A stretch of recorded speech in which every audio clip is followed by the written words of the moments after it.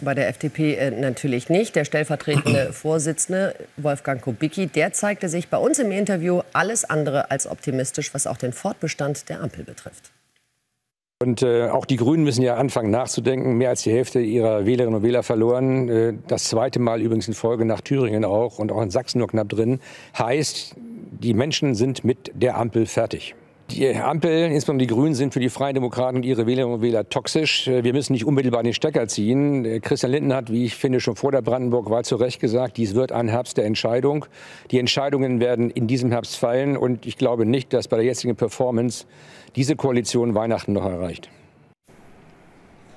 Schauen wir zum Kollegen Marco Reinke, der ist für uns in der SPD-Zentrale in Berlin. Marco, jetzt haben wir gerade den stellvertretenden FDP-Vorsitzenden Kubicki gehört. Und der glaubt ja nun nicht, dass die Ampelkoalition noch bis Weihnachten überlebt. Steht die Ampel jetzt tatsächlich kurz vorm Aus?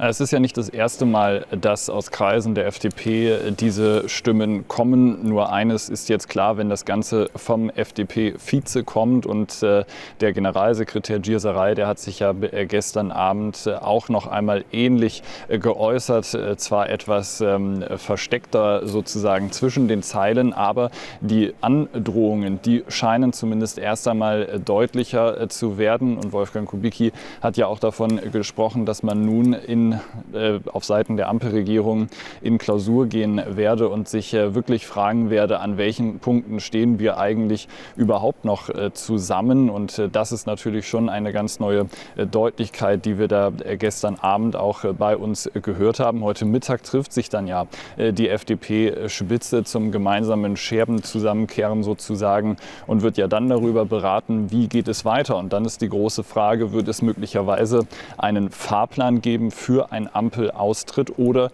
wird es möglicherweise doch schon den schnellstmöglichen Ampelaustritt geben? Das wird man sicherlich genau abwägen bei der FDP und sich genau fragen, was würden denn Neuwahlen am Ende für uns bedeuten? Also durchaus große Fragen, die da auf dem Tableau stehen. Und gleichzeitig sieht man jetzt schon offene Konfrontationen auch schon bei neuen Ampelvorhaben, wie beispielsweise beim Tariftreuegesetz, das die SPD unbedingt voranbringen will, wo aber die FDP nicht so richtig mitmachen will. Das haben wir gestern Abend auch in einigen Interviewrunden gesehen. Also von daher auch da droht schon neuer Streit.